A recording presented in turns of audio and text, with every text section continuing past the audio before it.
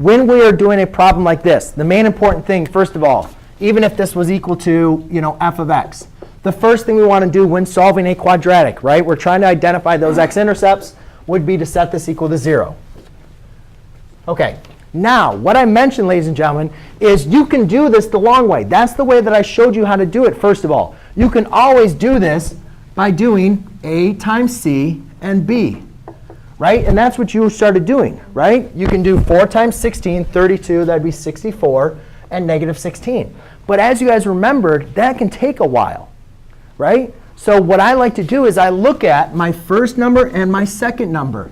And if those are squared numbers, then I'm in a good position, because now I can look at this and I say, all right, if I have ax squared plus bx plus c, if I can say that a and c are squared numbers,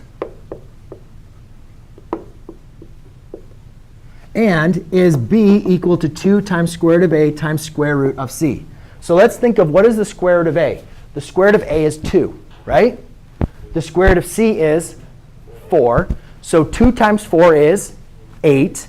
And then 2 times 8 is 16. So it's 2 times the square root of 4 times the square root of 16.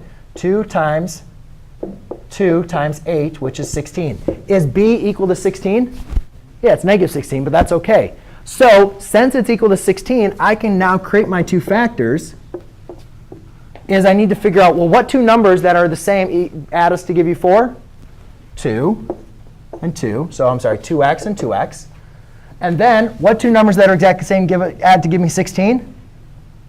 4 and negative 4, or 4 and 4. But remember, the middle terms have to add to give us negative 16. So it's minus 4 and minus 4. So it's the exact same. So when you have a perfect square, it's the exact same. So you could say 0 equals 2x minus 4 squared. I like to do it with squared rather than solving them twice. You set them equal to squared. Then you undo the square roots. And you have 0 equals 2x minus 4. And now you guys can go ahead and solve this, which by solving this, you'd add a 4, add a 4. So you had 4 equals 2x. Divide by 2, divide by 2. 2 equals x. And actually, I just realized we probably should have factored out a GCF first, but I guess a little too late.